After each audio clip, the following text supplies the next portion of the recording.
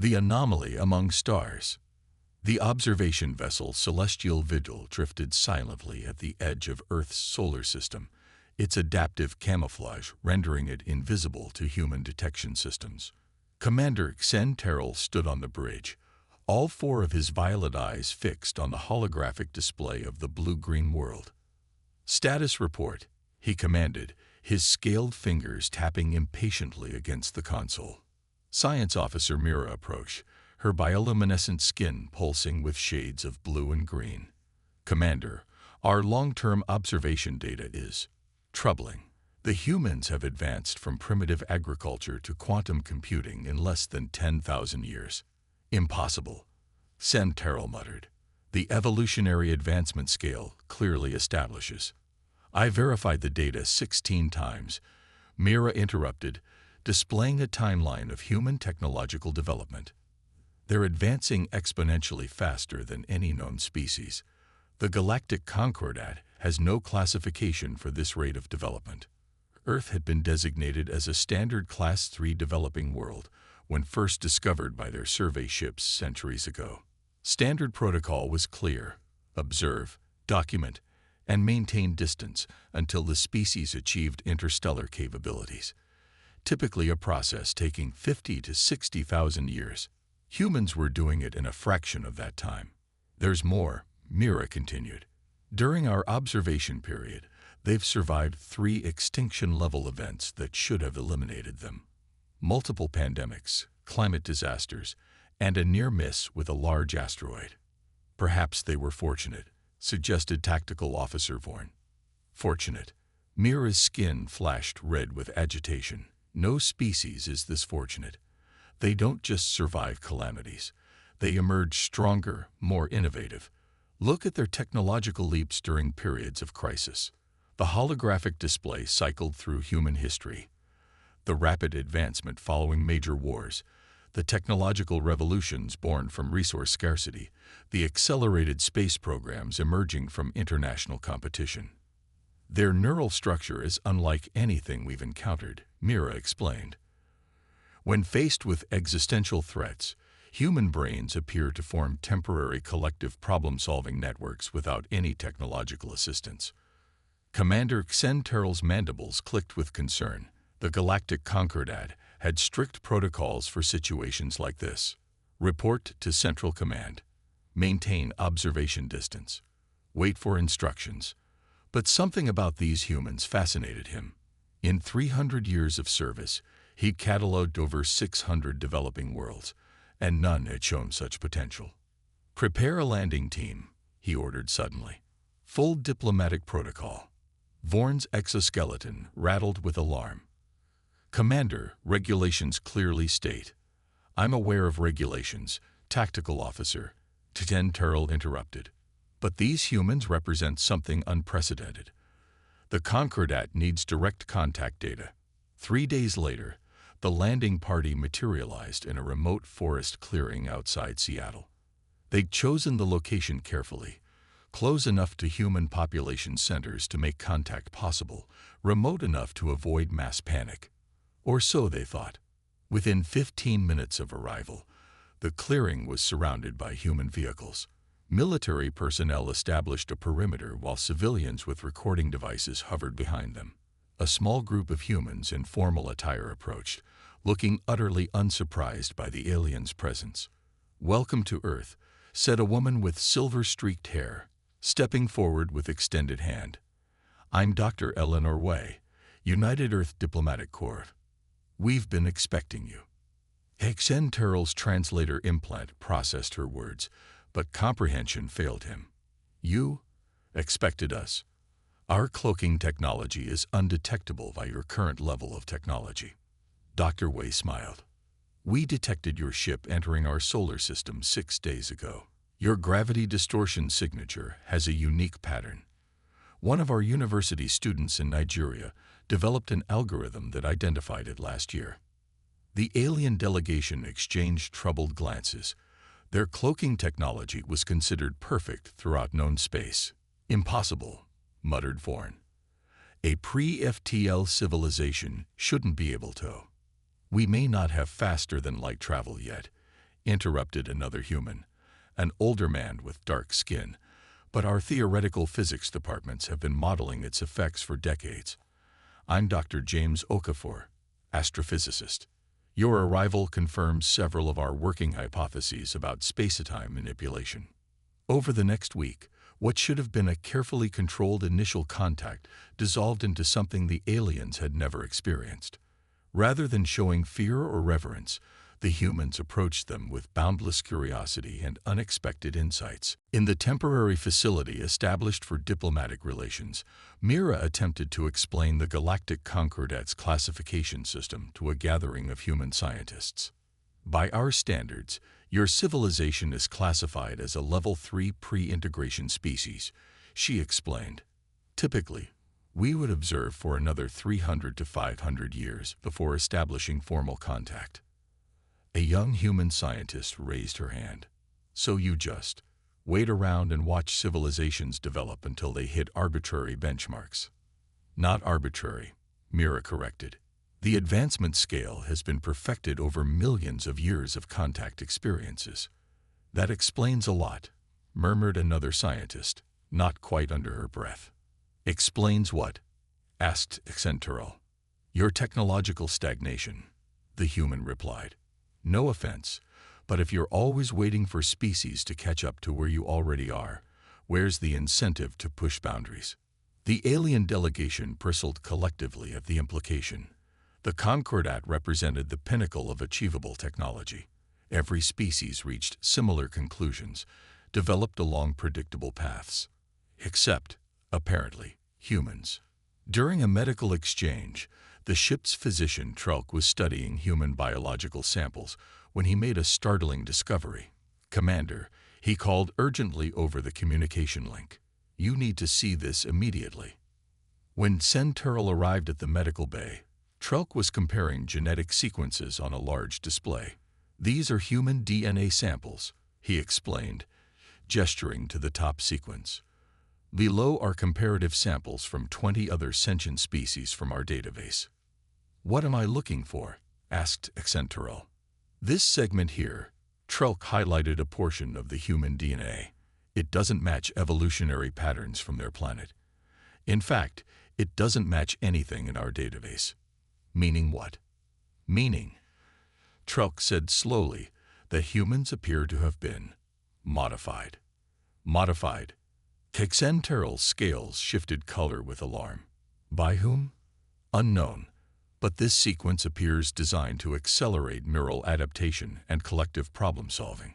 It's as though someone engineered them to evolve rapidly. The implications were disturbing. Genetic manipulation of developing species was forbidden under Concordat law.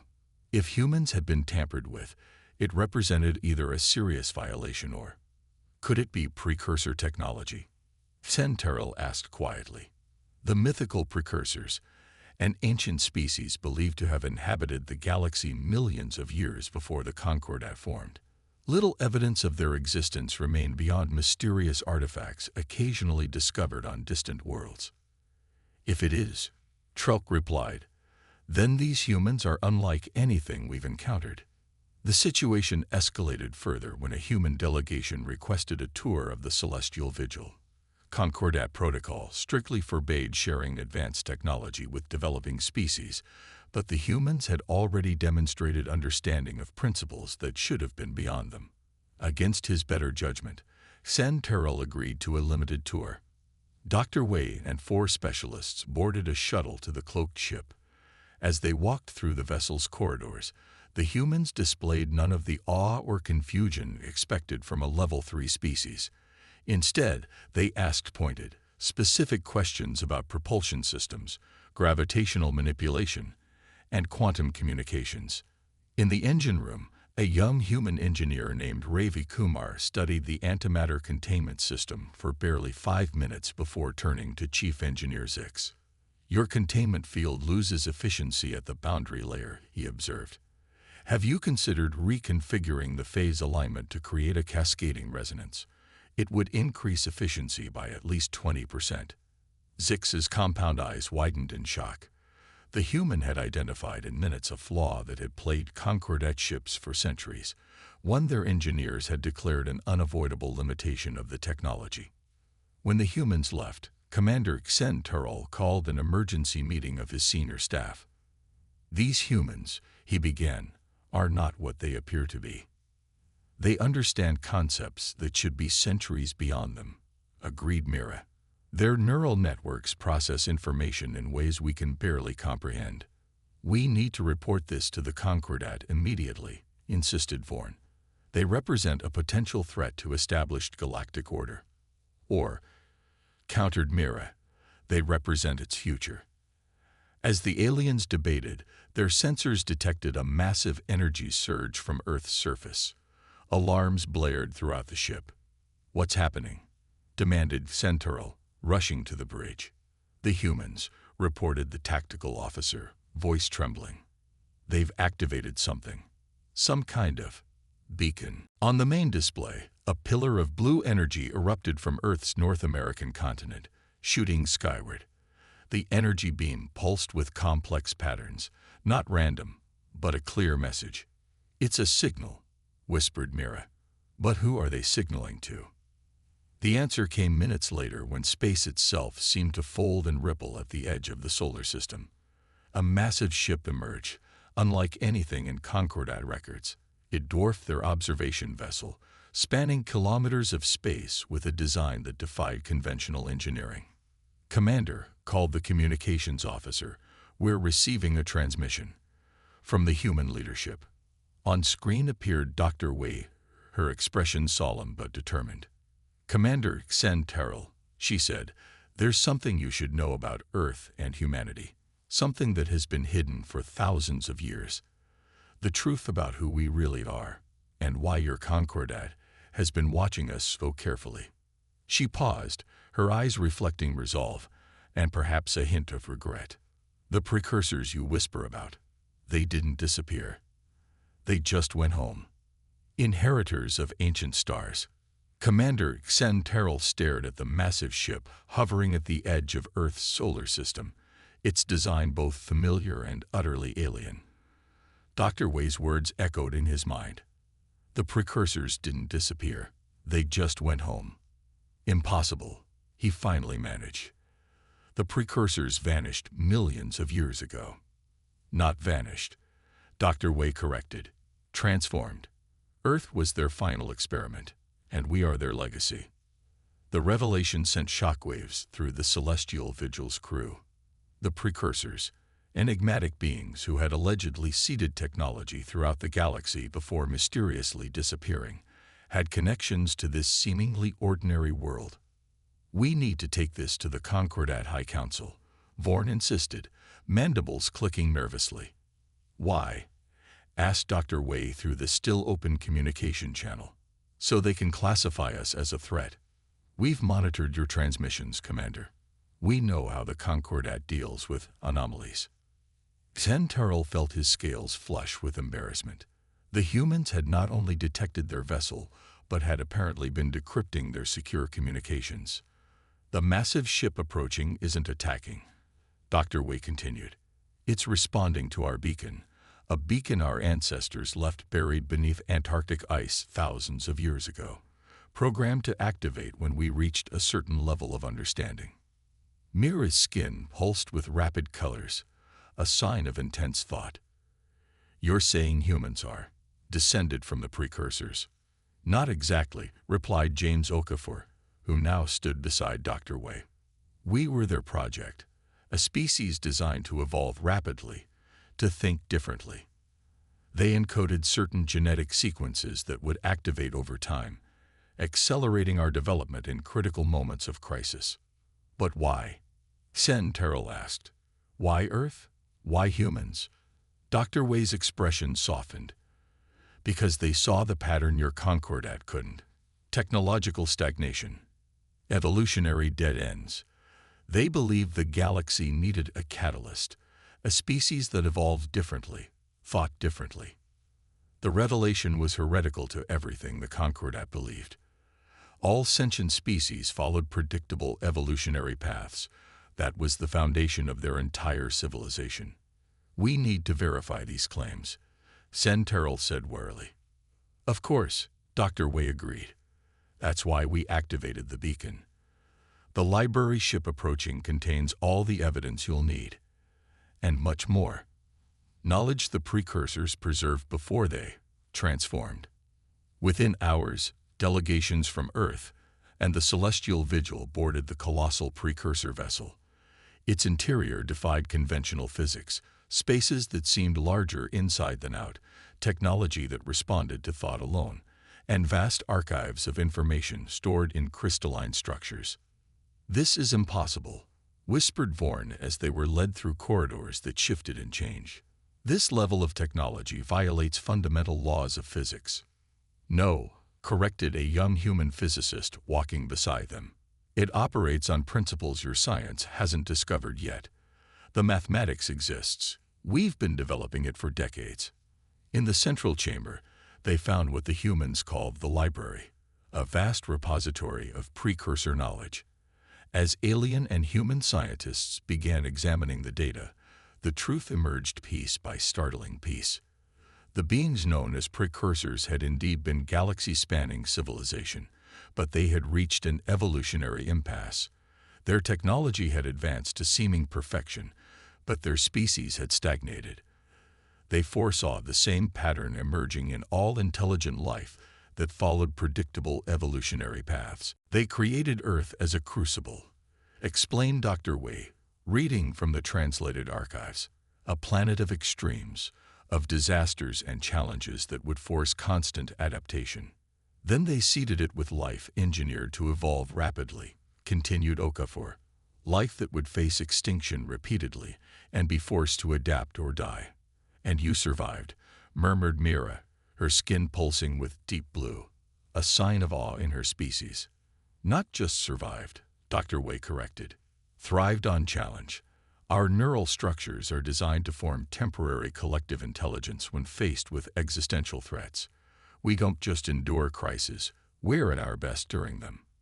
As the implications became clear, Terrell made a difficult decision. "We must take this information to the High Council.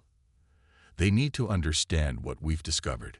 3 weeks later, the council chamber on the Concordat capital world of Harmonious Prime was in unprecedented chaos. Representatives from 1,200 species debated furiously as evidence from the precursor library ship was presented. The massive chamber, designed for orderly discourse, echoed with multilingual arguments. "These humans represent a deviation from natural order," insisted Councillor Zelvac, his crystalline form flashing with aggressive patterns. "Their artificial evolution could destabilize the entire galactic ecosystem we've maintained for eons." "Maintained or stagnated," countered Terrell, standing beside the human delegation.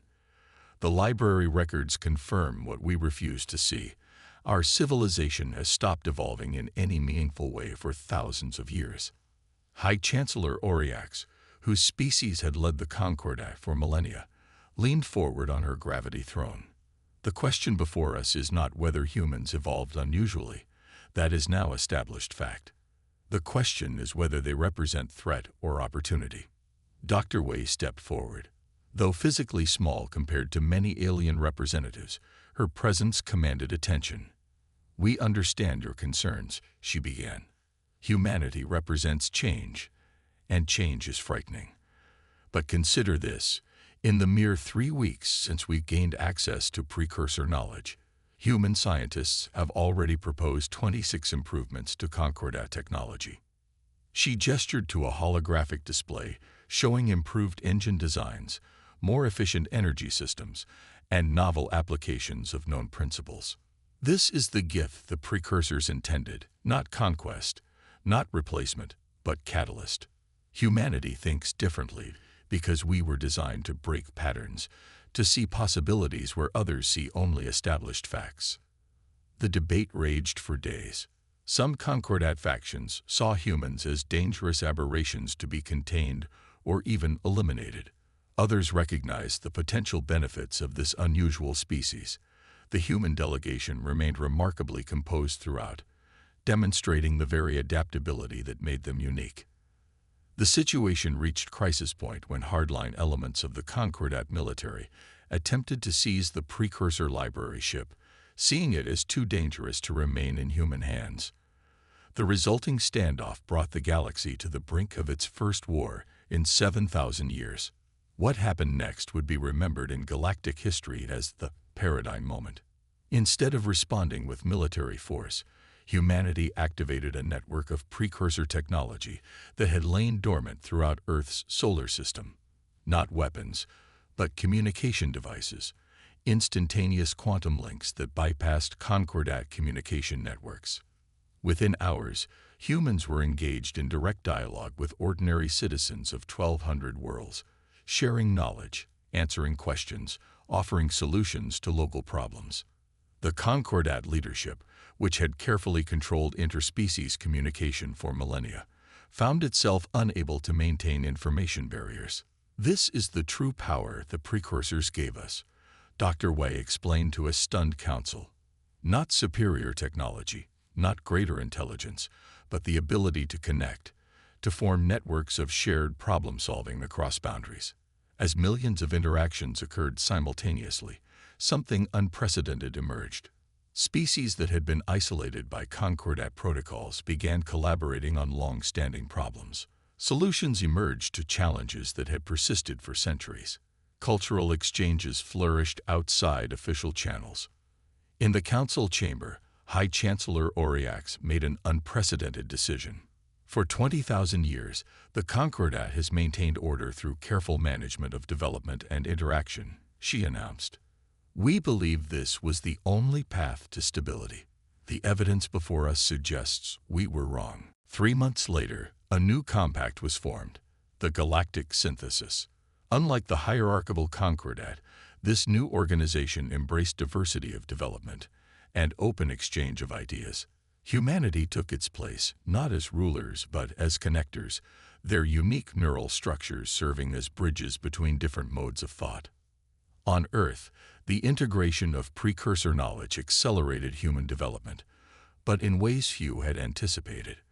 Rather than building weapons or establishing dominance, humanity focused on healing damaged worlds, restoring extinct species on distant planets, and solving the complex problems of interspecies cooperation.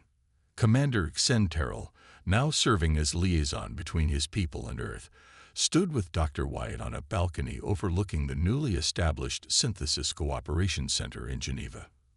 "You could have used the precursor technology to dominate," he observed. "Many species would have." Dr. Wei smiled. "That would have violated our primary directive, which is to thrive through connection, not conquest, to adapt and help others adapt. The precursors didn't design us to replace the galaxy's species, they designed us to help them break free of their limitations." Below them, thousands of beings from hundreds of worlds collaborated in what humans called innovation clusters, mixed species teams tackling the galaxy's greatest challenges. "I still don't understand why the precursors themselves disappeared," Xenteril admitted. Dr. Wei's gaze turned to the stars, now visible as evening descended over Earth. "They didn't disappear," she said softly. "The library records suggest they evolved beyond physical form, became something else entirely. They seeded us because they knew the physical universe still needed caretakers, still needed problem solvers. And that's humanity's purpose, to be caretakers." "Not exactly," she replied. "Our purpose is to ensure the galaxy never stops evolving, never stops asking questions. The precursors believed stagnation was the true enemy of life, not conflict, not disaster, but the comfortable delusion that we've reached the pinnacle of what's possible." As night fell completely, the stars above seemed brighter somehow, full of new possibilities and undiscovered wonders. Earth's hidden truth had been uncovered, and the galaxy would never be the same.